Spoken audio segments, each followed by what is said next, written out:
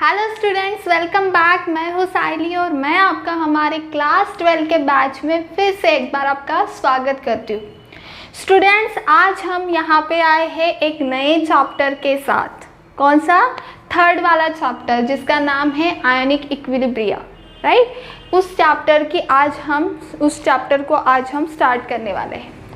पिछले लेक्चर्स में हमने सक्सेसफुली सेकेंड चैप्टर की पढ़ाई कर ली है, राइट। हमने एक एक कंसेप्ट को बहुत बारीकी से और अच्छी तरीके से समझा है।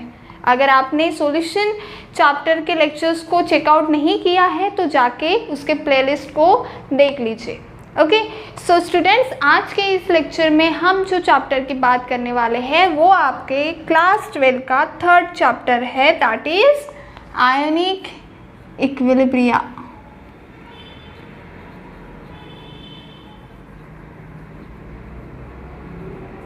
Okay, so today we are going to study about the ionic equilibrium. आज हम इस चैप्टर के कुछ बेसिक्स बातों को पढ़ने वाले हैं जो आपके टेक्स्ट बुक में दिए हुए हैं, जो इस चैप्टर को समझने के लिए बहुत इम्पोर्टेंट है, राइट। अगर हम चैप्टर को स्टार्ट कर लेते हैं और डायरेक्टली अगर हम हमारे मेन टॉपिक पे ऊपर चले जाते हैं और बेसिक को ना पढ़ते हुए तो चैप्टर समझता नहीं है, राइट। तो आपके जैसे टेक्स्ट बुक में पॉइंट टू पॉइंट दिया हुआ है उसी तरीके से हम चलने वाले हैं। ओके, सो स्टूडेंट्स, स्टार्ट करते हैं हमारा आज का लेक्चर। तो स्टूडेंट्स, आज सबसे पहले तो हम ये जान लेंगे what is ionic equilibria. Chapter का नाम है आयनिक इक्विलिब्रिया। नाम से क्या पता चल रहा है आपको? Ionic equilibria. ओके, तो यहाँ पे दो वर्ड्स है। कौन से? एक आयोनिक है और दूसरा है इक्विलिब्रिया, राइट। सबसे पहले इस इक्विलिब्रिया को देखिए। इस इक्विलिब्रिया को हम इक्विलिब्रियम भी कह सकते हैं, राइट। इक्विलिब्रियम भी कह सकते हैं। Now what do you mean by equilibrium? क्या होता है इक्विलिब्रियम? इसके बारे में हमने हमारे सेकेंड चैप्टर में बहुत अच्छे से समझ लिया है, क्योंकि वहाँ पे इक्विलिब्रियम ही एग्जिस्ट होता था, राइट। सो अगर किसी को नहीं पता है तो मैं आपको एक वर्ड में एक छोटे से उसकी डेफिनेशन आपको बता देती हूँ कि इक्विलिब्रियम होता क्या है। इक्विलिब्रियम को ही आप इक्विलिब्रिया कहोगे इस चैप्टर में। ओके, सो इक्विलिब्रियम क्या होता है? ऐसी state, it is a state at which जो आपके number of moles of reactant equal to number of moles of product होते हैं, राइट। जहाँ पे आपके जो भी प्रॉपर्टीज़ है, जैसे टेम्परेचर है, प्रेशर है, नंबर ऑफ मोल्स है, कलर है, डेंसिटी है, whatever the properties are same with respect to time, right. जितने नंबर ऑफ मोल्स रिएक्टेंट के आपको दिख रहे हैं उतने नंबर ऑफ मोल्स प्रोडक्ट के दिखेंगे। जिस रेट से रिएक्शन पास हो रही है उसी रेट से जिस रेट से reactant get converted into product उसी रेट से product get converted into again reactant, उसी को हम कहते हैं इक्विलिब्रियम। ओके, सो वर्ड में क्या लिख लेंगे? It is a state it is a state at which it is a state, okay, ऐसे लिख लेंगे हम लोग। it is a state, ऐसी स्टेट है। क्या है? ऐसी स्टेट है in which, या फिर at which ऐसे भी बोल सकते हैं, at which properties like, कौन कौन से प्रॉपर्टीज? टेम्परेचर है, प्रेशर है, कलर है, डेंसिटी है, लाइक डेंसिटी है, नंबर ऑफ मोल्स है, right, same at the given temperature, या फिर does not changes with respect to time, ऐसे भी हम बोलेंगे। इसी स्टेट को हम कहते हैं equilibrium. So it is a state at which the properties like temperature, pressure, number of moles, it is same at the given temperature, concentration same रहेगा, नंबर ऑफ मोल सेम रहेंगे रिएक्टेंट प्रोडक्ट के। Okay, सो उसको कहेंगे हम equilibrium. Now पहला word क्या बोलता है, पहला वर्ड क्या बोला है, आयोनिक। आयोनिक से क्या पता चल रहा है, सोचो ज़रा, क्या से पता चल रहा है, आयंस, राइट। सो ये आयनिक मतलब ions, assisting with the word ions, ions के बारे में बता रहा है। तो फिर इन दोनों नंबर्स का कॉम्बिनेशन, इन दोनों वर्ड का कॉम्बिनेशन करके देखो क्या समझ रहा है आपको, कि क्या बोल रहा है कि it is a state at which the equilibrium होना, किसके बीच में, आयंस के बीच में, आयंस, राइट। सो आयंस के मॉलिक्यूल, आयंस किससे मिलेंगे, फिर मॉलिक्यूल से मिलेंगे। कौन से मॉलिक्यूल से मिलेंगे, जो मॉलिक्यूल्स अनआयोनाइज रहेंगे। अनआयोनाइज मॉलिक्यूल्स का क्या होगा, तो हमें आयंस मिलेंगे। अनआयोनाइज मॉलिक्यूल का जब आयोनाइजेशन होगा तब हमें आयंस मिलेंगे, राइट। समझ रहा है मैं क्या बात करूँ। अगर आप परफेक्ट इसकी डेफिनेशन की अगर बात करते हैं तो हम लिखेंगे इट इज द equilibrium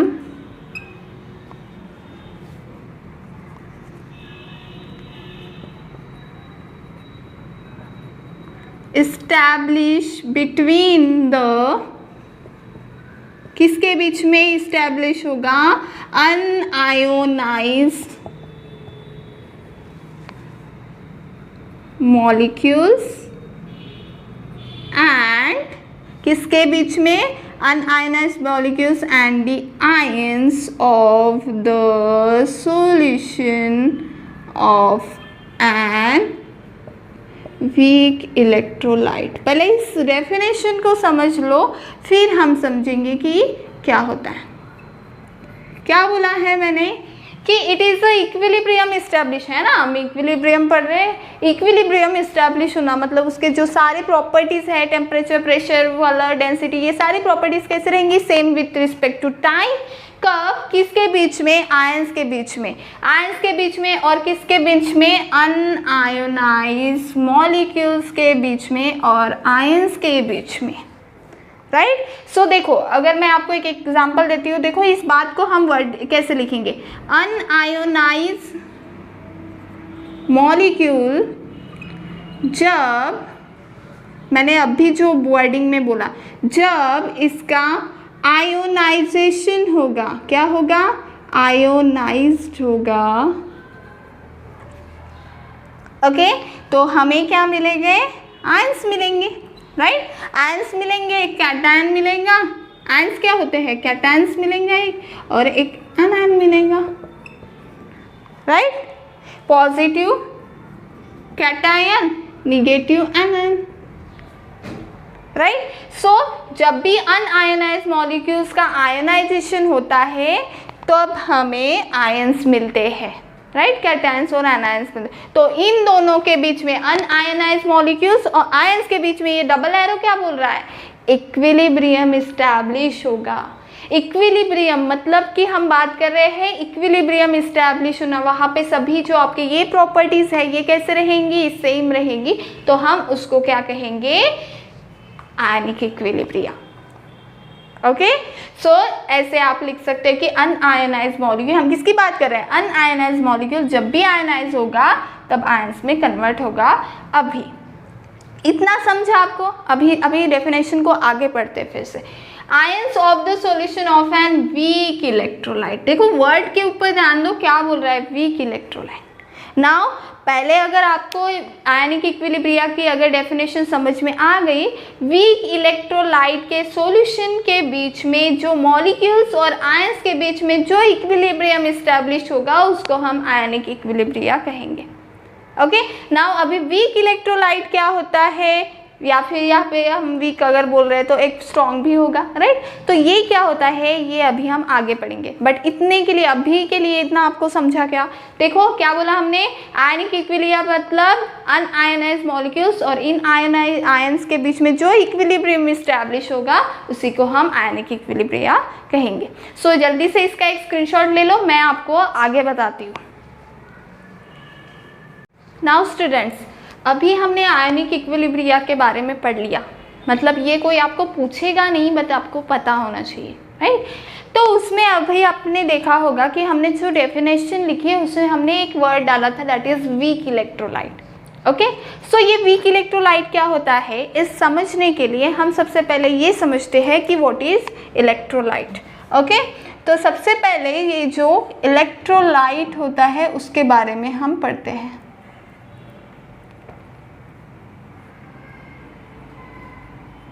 मैंने क्या बोला था, वीक इलेक्ट्रोलाइट, मतलब कुछ ना कुछ इलेक्ट्रोलाइट के बारे में बता रहा था।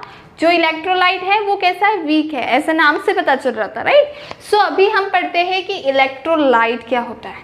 ओके, सो स्टूडेंट्स मुझे बताइए कि इलेक्ट्रोलाइट क्या होता है, क्या होता है इलेक्ट्रोलाइट, कौन से सब्सटेंस होते हैं, द सब्सटेंस। कैसे डिफाइन करेंगे हम, पहले डेफिनेशन लेंगे, the substance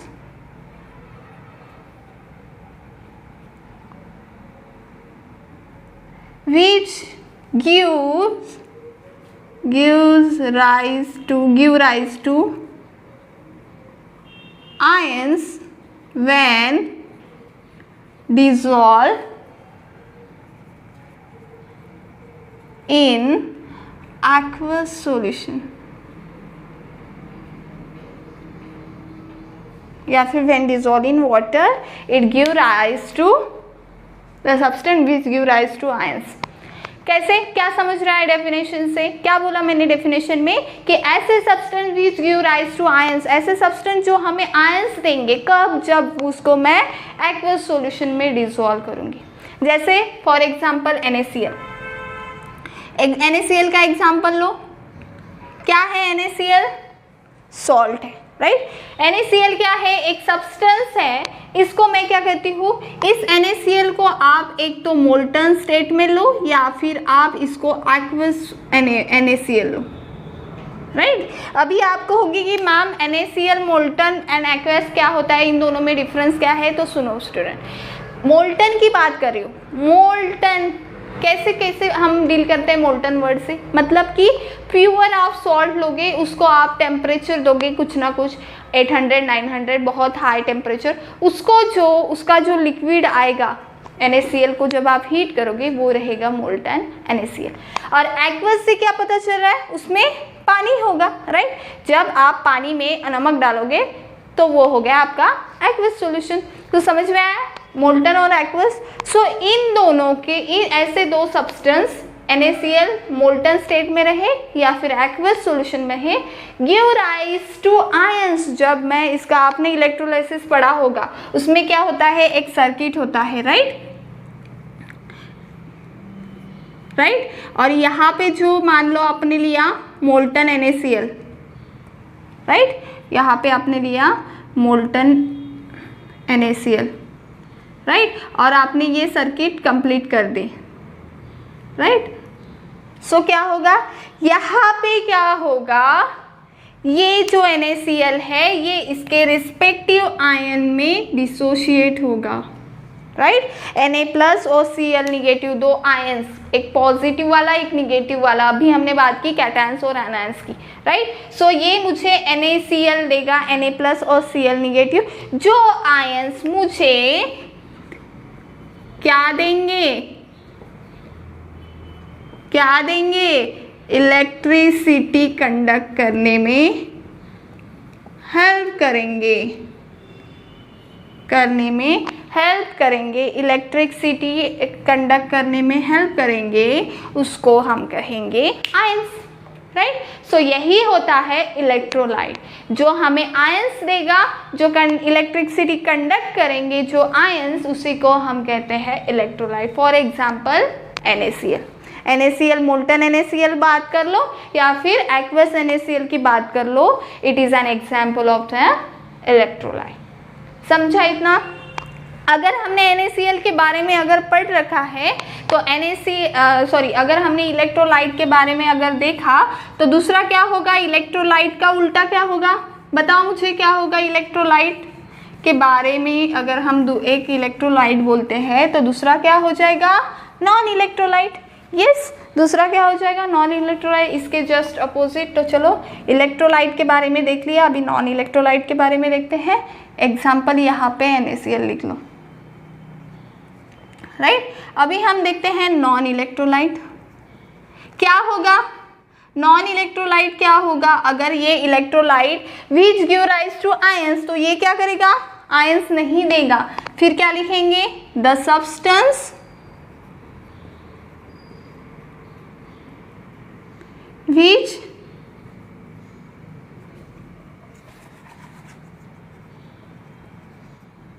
does not ionizes is known as, when dissolve in water, ऐसे लिखेंगे ionizes when dissolve in aqueous solution is known as non electrolyte। ऐसा सब्सटेंस जो एक्वस सॉल्यूशन में जाके हमें क्या नहीं देगा? आयंस नहीं देगा, आयंस प्रोड्यूस नहीं करेगा, उसको हम क्या कहेंगे? Non electrolyte, right. For example, क्या एग्जाम्पल बताओगे? क्या बताओगे? Glucose, right. ग्लूकोज होता है, ग्लूकोज क्या करता है? पानी में जाके क्या वो अपने डिसोशिएट होता है अपने आयंस में? नहीं होता है। सो एग्जाम्पल के तौर में आप क्या बोलोगे? ग्लूकोज, या फिर शुगर बोल सकते हो आप, C6H12O6, राइट। और क्या बोल सकते हैं? Benzene, right. सो ये कुछ एग्जाम्पल्स हैं नॉन इलेक्ट्रोलाइट के जो उसके रिस्पेक्टिव आयंस में डिसोशिएट नहीं होते हैं, तो उसको हम कहेंगे non electrolyte. Okay, which substance which when dissolve does not ionises, ionise नहीं होगा तो उसको हम कहेंगे नॉन इलेक्ट्रोलाइट। ओके, समझ में आया इलेक्ट्रोलाइट और नॉन इलेक्ट्रोलाइट? ओके, नाउ अभी हमने बात की थी कुछ वीक इलेक्ट्रोलाइट की। ओके, सो अभी जो आपके नॉन इलेक्ट्रोलाइट का तो अभी रोल ही नहीं, क्योंकि हमने क्या बोला था? वीक इलेक्ट्रोलाइट बोला था, तब मतलब कि वो इलेक्ट्रोलाइट के टाइप होंगे। तो अभी हम बात करेंगे वीक इलेक्ट्रोलाइट और स्ट्रॉन्ग इलेक्ट्रोलाइट की। ओके, सो इतना लिख लो, स्क्रीनशॉट ले लो इसका, मैं मिटाती हूँ। नाउ स्टूडेंट्स, अभी हमने नॉन इलेक्ट्रोलाइट देख लिया, अभी हम इलेक्ट्रोलाइट को फर्दर डिवाइड करते हैं। एक होता है strong electrolyte, right, strong electrolyte, और दूसरा होता है वीक इलेक्ट्रोलाइट। अभी समझ में आ गया हम पे आपको वीक इलेक्ट्रोलाइट क्या है? तो देखो हमने कहाँ से कहा है, हमें पता था कि आयनिक इक्विलिब्रियम उससे बात करता है जिस सॉल्यूशन में जो जिसकी बात करता है वो होता है equilibrium established between the ions and the molecules के बीच में, और वो आयंस और मॉलिक्यूल किसके रहेंगे? Weak electrolyte. सो उसको समझने के लिए हमने इलेक्ट्रोलाइट देखा, फिर electrolyte and then non electrolyte, और इलेक्ट्रोलाइट जो होता है वो फर्दर क्लासीफाई होता है, एक तो स्ट्रॉन्ग इलेक्ट्रोलाइट और दूसरा होता है वीक इलेक्ट्रोलाइट। ओके, अभी देखते हैं कि वीक इलेक्ट्रोलाइट और स्ट्रॉन्ग इलेक्ट्रोलाइट क्या होता है। नाउ ये जो मैंने क्लासिफिकेशन किया है इलेक्ट्रोलाइट का, किस बेसिस पे किया है? मैंने क्यों बोला इसको स्ट्रॉन्ग है, ये वीक है, ऐसे किस बेसिस पे बोला? नाम से क्या पता चल रहा है आपको कि ये स्ट्रॉन्ग है, मतलब बहुत ताकतवर है, राइट। ये वीक है मतलब वीक है, राइट। समझ में आ रहा है ना? नाम से में, नाम में ही सब कुछ छुपा होता है। हम लोगों की टेक्निक क्या है? नाम से उसका मीनिंग समझ लो, राइट। सो ये क्या बोल रहा है? ये ऐसा इलेक्ट्रोलाइट होगा जो स्ट्रॉन्ग होगा, राइट। बट हमारा इलेक्ट्रोलाइट क्या बोलता है कि which give rise to ions, मतलब ये स्ट्रांगली हमें तो आयंस नहीं देगा और ये वीकली तो नहीं देगा, तो कुछ ऐसा ही होगा ना, नाम में अगर बता रहा है ये तो ऐसा ही मीनिंग है। तो चलो स्ट्रॉन्ग इलेक्ट्रोलाइट, सबसे पहले तो हम ये देख लेते हैं कि ये जो क्लासिफिकेशन हुआ है ये किस बेसिस पे हुआ है? On the basis of extent of ionisation. Ionisation Z भी लिख सकते हो, S भी लिख सकते हो। आयोनाइजेशन मतलब कितना एक्सटेंट तक वो आयनाइज हो सकता है, उसके बेसिस पे हमने strong electrolyte and weak electrolyte को क्लासिफाई किया हुआ है। समझ में आ गया? किस बेसिस पे किया है? On the basis of extent of ionisation. अभी तो आपको समझ में आ गया। अभी तो आप नाम से ही बता सकते हो कि एक्सटेंट ऑफ आयनाइजेशन की मतलब बात करेंगे अगर हम लोग, तो मैम आप बोलोगे कि मैम ये स्ट्रॉन्ग इलेक्ट्रोलाइट है ना, तो ये ज़्यादा हमें आयंस देगा, ये कम आयंस देगा, राइट? सो ऐसा ही है। चलो फिर देख लेते हैं इनके एक्चुअल डेफिनेशन क्या होगा। Strong electrolyte, it is N, किसके टाइप देख रहे हैं हम लोग? इलेक्ट्रोलाइट के। सो बोलेंगे इट इज एन इलेक्ट्रोलाइट विच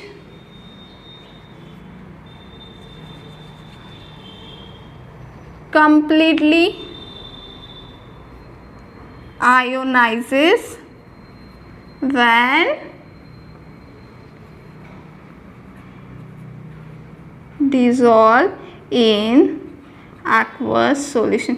ये एक ऐसे इलेक्ट्रोलाइट है, स्ट्रॉन्ग है, मजबूत है कि जब किसी भी जब इसको एक्वस सॉल्यूशन में आप डाल देते हो तो ये कंप्लीटली डिसोशिएट हो जाते हैं, कंप्लीटली आयोनाइज हो जाते हैं, तो उसको हम कहेंगे स्ट्रॉन्ग इलेक्ट्रोलाइट। ओके, नाउ इसका उल्टा क्या बोलेंगे? इट इज देन, क्या बोलेंगे? It is an electrolyte. ये भी इलेक्ट्रोलाइट का ही टाइप है, राइट? बट कैसा है? वीक वाला इलेक्ट्रोलाइट है, तो इसको अलग तरीके से डिफाइन करेंगे। जस्ट इसका उल्टा, it is an electrolyte which ionises to smaller extent when dissolve in aqueous solution। Smaller extent बोल सकते हो या फिर आप बोल सकते हो कि it is partially ionised, okay, when dissolve in aqueous solution. Partially dissolve होगा, पूरी तरीके से डिसोशिएट नहीं होगा, पूरी तरीके से आयनाइज नहीं होगा। ओके, समझ रहा है इस बात को? कैसे पार्शियली कैसे डिसोशिएट होता है, पूरा कंप्लीटली कैसे डिसोशिएट होता है, उसको हम देखेंगे। देखो, स्ट्रॉन्ग बोल रहे हैं तो मतलब वो पूरी तरीके से डिसोशिएट होगा ऐसा नहीं है, ठीक है? स्ट्रॉन्ग बोले, हमने लिखा है कंप्लीटली होना ही चाहिए, मतलब कि हम मानते हैं ना कि अगर एक कोई भी मान लो सब्सटेंस है, अगर वो कम्प्लीटली डिसोशिएट हो रहा है, मतलब हम बोलेंगे कि 100% वो डिसोशिएट होना ही चाहिए, ऐसा नहीं है। 98%, राइट? परसेंट की बात कर रही हूँ मैं, 98%, 97%, 95%, जिसकी मतलब परसेंट कितनी रहे, एक रेंज रहेगी ना। 100 मतलब 100 ही होगा, ऐसा नहीं होगा, राइट? मतलब हम इसको ऐसे डिफाइन कर सकते हैं कि 80 के ऊपर रहना चाहिए, 80% के ऊपर, जिसका डिसोसिएशन, जो डिसोशिएट हो, जो आयनाइज हो 80% के ऊपर, तो उसको हम कहेंगे स्ट्रॉन्ग इलेक्ट्रो। ना अभी वीक इलेक्ट्रोलाइट किसको बोलेंगे? वीक किसको बोलेंगे? मतलब बहुत ही कम। कितना कम बताओ ज़रा, थोड़ी सी वैल्यू क्वांटिटेटिव इसमें बात करिए आप। सो आप कहोगे कि 10% तक हो जाएगा, राइट? मतलब 5%, 7%, 6%, 2%, राइट? सो ये कहलाएंगे वीक इलेक्ट्रोलाइट। अभी आपको समझा? 100% डिसोशिएट होगा, पूरा कुछ भी डिसोशिएट नहीं होगा, या फिर कि थोड़ा सा डिसोशिएट होगा, तो कितना डिसोशिएट होगा, ये थोड़ा सा समझ में आना चाहिए ना, इसलिए मैंने आपको बता दिया, राइट? अभी हमने देख लिया strong electrolyte and weak electrolyte, right? अभी हम इसके एग्जाम्पल की बात करते हैं। एग्जाम्पल रटोगे क्या? नहीं रटना। क्या करोगे? स्ट्रॉन्ग इलेक्ट्रोलाइट बोल रहा है तो कैसे लिखोगे? स्ट्रॉन्ग इलेक्ट्रोलाइट के एग्जाम्पल्स क्या लिखोगे? Strong acid, right? वर्डिंग में लिखती हूँ, स्ट्रॉन्ग एसिड। और क्या रहेंगे? स्ट्रॉन्ग बेस रहेंगे, राइट? और क्या रहेंगे? Strong salt, right? सॉल्ट। इधर एग्जाम्पल्स में क्या लिखोगे? Weak acid, again weak base, right. Now मैंने तो कह दिया आपको कि strong acid, strong base, salts, weak acid, weak base, right. So example भी देख लेते हैं, कुछ आपको समझ में आना चाहिए। स्ट्रॉन्ग एसिड मतलब किसकी बात करते हैं हम? स्ट्रॉन्ग एसिड किसको बोलते हैं हम लोग?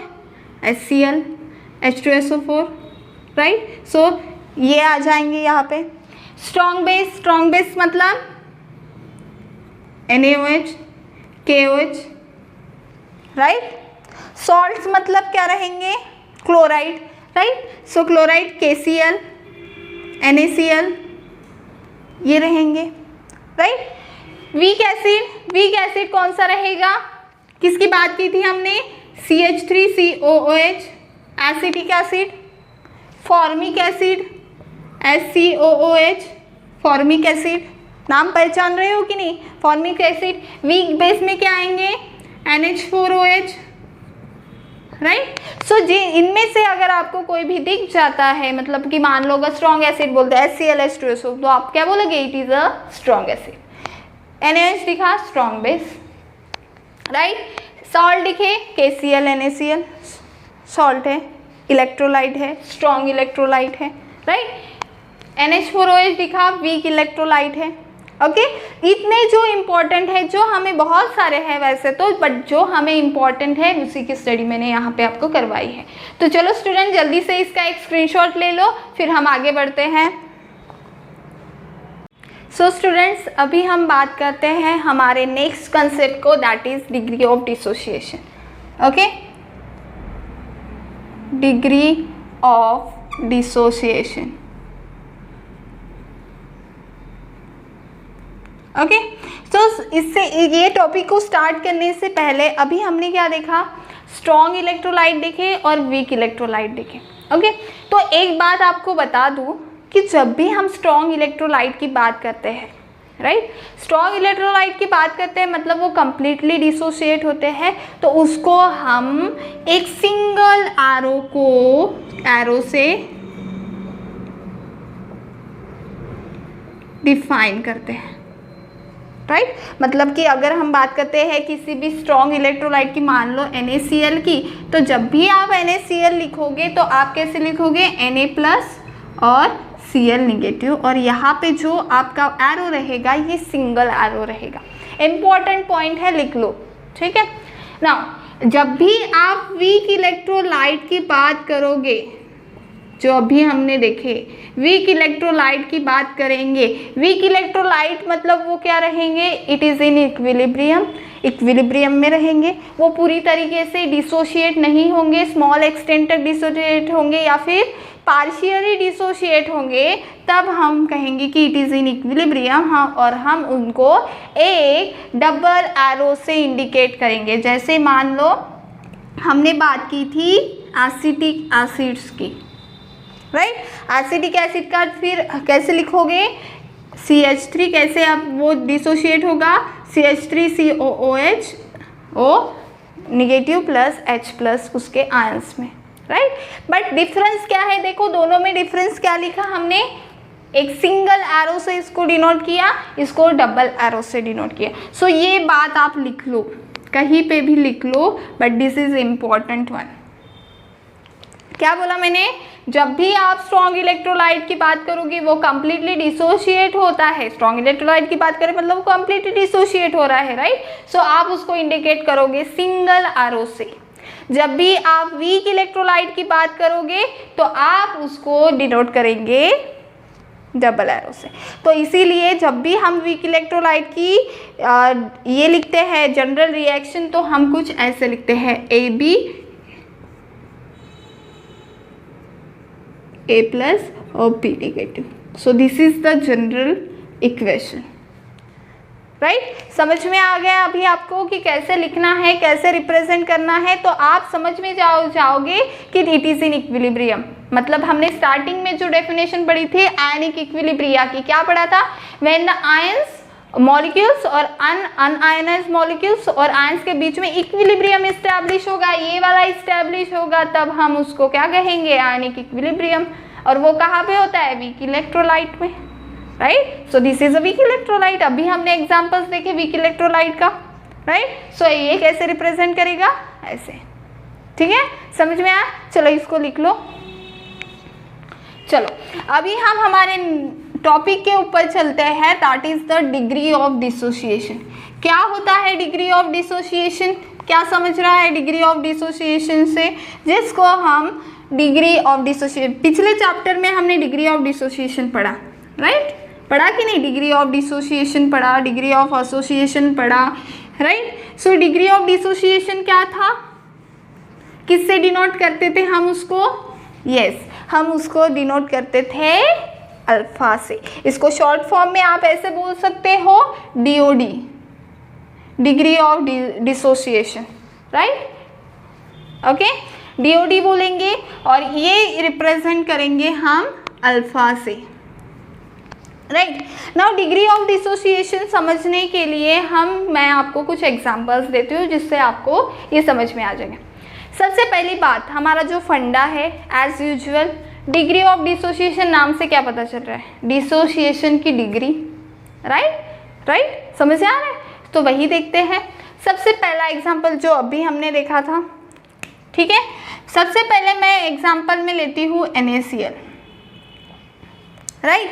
NaCl कैसे डिसोशिएट होगा?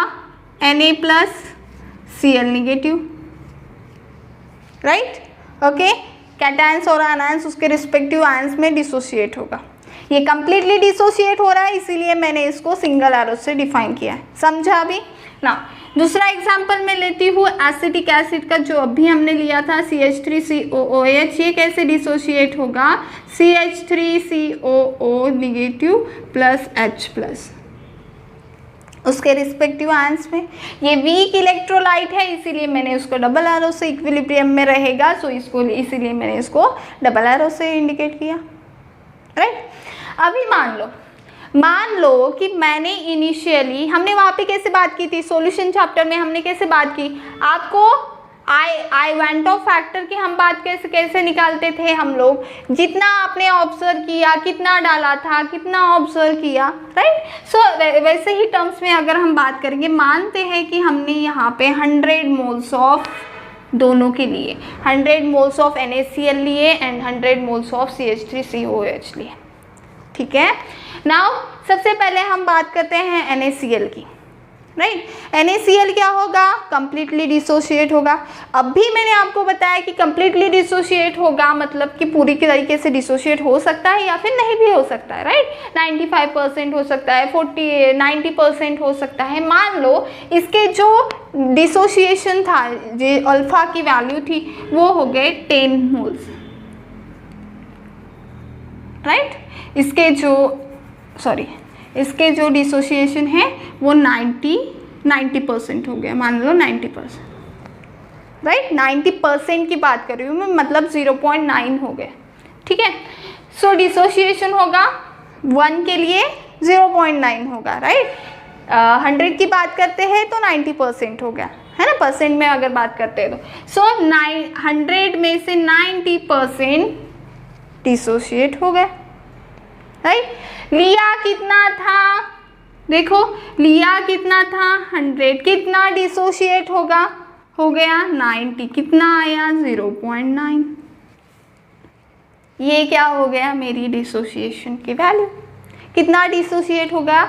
1 में से 0.9, राइट? मतलब डिसोशिएट अच्छे से हुआ, राइट? स्ट्रॉन्गली डिसोशिएट होगा, राइट? अभी बात करते हैं इसकी।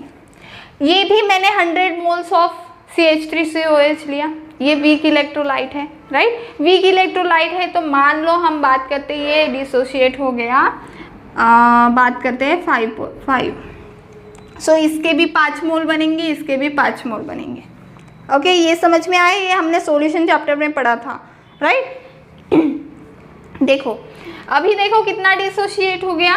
5%, 5, राइट? सो लिया कितना था? 100। कितना डिसोशिएट हो गया? 5, मतलब कितना? 0.05। कितना डिसोशिएशन आ गया? अल्फा की वैल्यू 0.05। कितना कम आ गया, है ना? कितना कम। हम इसके कंपेयर में देखो, ये 0.9, 1 लिया तो 0.9 आ गया, राइट? 1 लिया तो 0.05, कितना कम, राइट। मतलब कि ये हो गया हमारा वीक इलेक्ट्रोलाइट और ये हो गया हमारा स्ट्रॉन्ग इलेक्ट्रोलाइट, राइट। इतना समझा आपका। नाउ अल्फा की वैल्यू मैंने कहा यहाँ पे 0.9 है, यहाँ पे मैंने बोला 0.05, राइट। सो अल्फा की वैल्यू हम कैसे डिफाइन करेंगे, यही तो होता है dissociation constant, number of moles dissociate, कितने नंबर ऑफ मोल्स डिसोशिएट हो गए to the total number of moles, और हमने कितने इनिशियली नंबर ऑफ मोल्स लिए हैं डिवाइडेड बाय, राइट। यही तो हमने किया। टोटल नंबर ऑफ मोल्स कितने लिए थे 100, कितने नंबर ऑफ मोल्स डिसोशिएट हुए, यहाँ पे नंबर ऑफ मोल्स 5 डिसोशिएट हुए, यहाँ पे number of moles 90 dissociate, right. So ये हो गया हमारी अल्फा की वैल्यू, इसी को हम कहते हैं डिग्री ऑफ डिसोसिएशन। नाउ मुझे बताओ अभी डिग्री ऑफ डिसोसिएशन की डेफिनेशन रटने की ज़रूरत है नहीं, फॉर्मूला समझ में आ गया, लिख लो वही।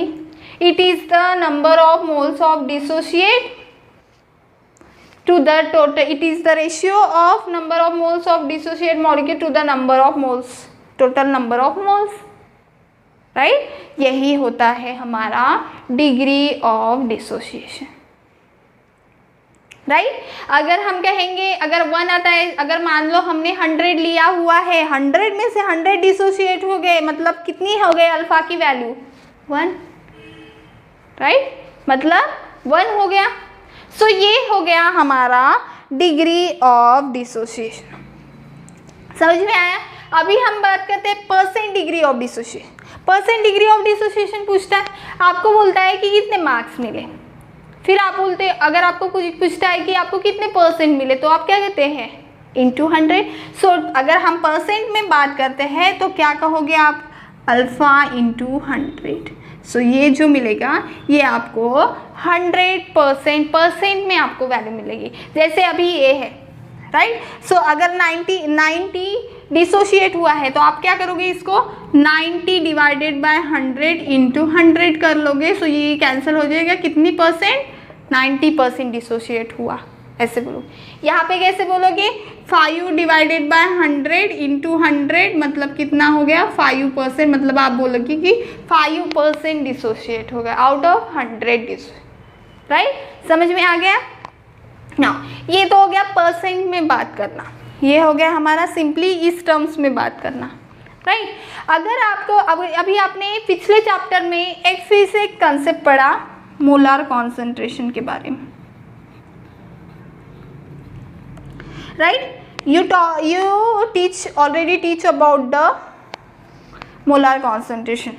C की बात करते हैं, क्या होता है C, number of moles per volume, कितने वॉल्यूम में कितने नंबर ऑफ, एक वॉल्यूम इतने, सपोज हम कोई वॉल्यूम कंसीडर करें, उतने कितने नंबर ऑफ मोल्स हैं, उसको हम कहते हैं C की वैल्यू, राइट।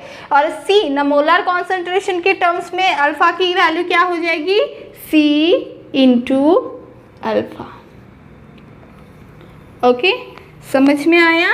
अगर आपको कोई मोलार कॉन्सेंट्रेशन के टर्म्स में बात करता है, कितने number of moles per volume में प्रेजेंट है, उसको हम मोलार कॉन्सेंट्रेशन कहते हैं। Moles per DMQ into alpha कर दोगे तो you will get the value in terms of molar concentration. समझ में आया, समझ में आया डिग्री ऑफ डिसोसिएशन। चलो इसका एक स्क्रीनशॉट ले लो। We are done with the degree of dissociation. यही समझाना था मुझे आपको कि एक्चुअली डिग्री ऑफ डिसोसिएशन होता क्या है, कितना आपका मॉलिक्यूल डिसोशिएट हो रहा है और कितना आपने इनिशियली लिया था, वो हो गया आपका डिग्री ऑफ डिसोसिएशन। समझ में आया। चलो इसका एक स्क्रीनशॉट ले लो। सो स्टूडेंट्स, अभी डिग्री ऑफ डिसोसिएशन देखने के बाद अभी हम देखेंगे कि इलेक्ट्रोलाइट को हम कैसे उसके नेचर के अकॉर्डिंग हम उसको क्लासीफाई करते हैं। According to the nature of an electrolyte हम इलेक्ट्रोलाइट को एसिड और बेस के फॉर्म में हम उसको डिस्टिंग्विश करते हैं। ओके सो स्टूडेंट्स, अभी हम बात करने वाले हैं एसिड और बेस के बारे में। तो स्टूडेंट, हमें पता है कि हम एसिड और बेस के साथ, ये कोई आपके लिए नया नहीं है, आपने नाम सुने हैं, राइट। इसके अलावा भी आप अपने डे टू डे लाइफ में इन एसिड और बेस के साथ डील करते हो। कैसे? जैसे सबसे पहले अगर हम बात करते हैं तो सबसे पहले अगर हम हमारे खाने से ही शुरुआत करते हैं तो सबसे पहले बात कर लीजिए, जब हम हमारे किचन में क्या यूज़ करते हैं, फूड में क्या यूज़ करते हैं, विनेगर यूज़ करते हैं, राइट। और विनेगर में क्या होता है, एसिटिक एसिड, राइट। मतलब कि हम अगेन एसिड के बारे में बात करते हैं, राइट, उससे डील करते हैं, राइट। अगेन दूसरा, लेमन में क्या होता है, साइट्रिक एसिड। अगेन हम एसिड और बेसिस के बारे में डील करते हैं, राइट। अगेन एंटासिड्स में क्या होता है,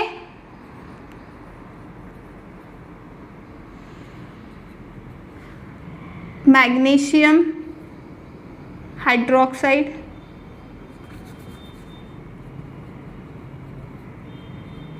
राइट।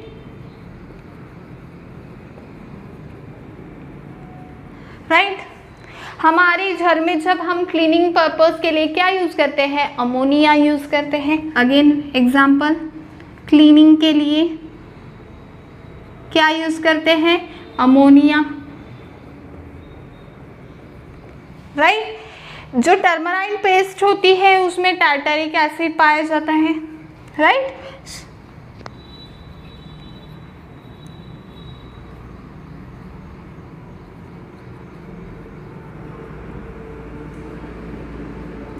पेस्ट में, राइट। सो ऐसे बहुत सारे एग्जाम्पल है, ये तो मैंने 2-3 ही लिखे जो आपके टेक्स्ट बुक में दिए हुए हैं, उसी की हमने बात की। बट ऐसे बहुत सारे जो एसिड्स और बेसिस है जिससे हम हर रोज डील करते हैं कि नहीं। सो इस चैप्टर में इन सारी बातों को, मतलब हम इन एसिड और बेसिस के बारे में पढ़ने वाले हैं अभी, मतलब आगे हमारे नेक्स्ट लेक्चर में।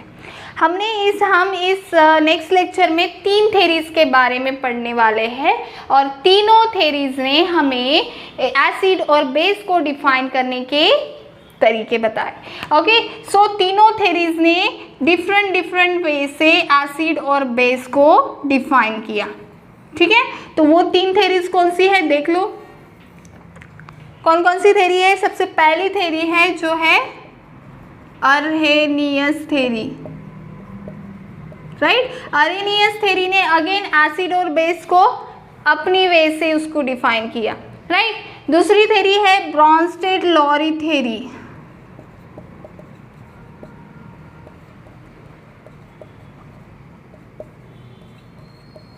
अगेन इसने भी एसिड और बेस को अपनी वे से डिस्टिंग्विश किया। और तीसरी थेरी है लुईस थेरी। ओके, सो इन तीनों थेरीज को हम हमारे नेक्स्ट लेक्चर में पढ़ने वाले हैं। ओके, सो आपको समझ में आया स्टूडेंट्स कि हम एक्चुअली बात किसकी करने वाले हैं। हम बात करने वाले हैं एसिड और बेस को, और उन दोनों को हम इन तीनों थेरीज से पढ़ने वाले हैं। Okay, so students, I hope कि आपको आज का लेक्चर जो था इंट्रोडक्शन, जो सभी बातें हमें इस चैप्टर में इम्पोर्टेंट जो कंसेप्ट है वो आपको समझ में आ गए और भूलेंगे नहीं, याद रखेंगे अच्छे से, है ना, क्योंकि हमें आगे जब वर्ड आता है स्ट्रॉन्ग इलेक्ट्रोलाइट तो अब पीछे जाके देखना नहीं है। सो अगले लेक्चर में आते समय आज जो पढ़ा उसको रिवाइज करके आए और मिलते हैं हमारे नेक्स्ट लेक्चर में। इसका एक स्क्रीनशॉट ले लो अगर लेना है तो। ओके, और मिलते हैं हमारे नेक्स्ट लेक्चर में, तब तक के लिए बाय बाय।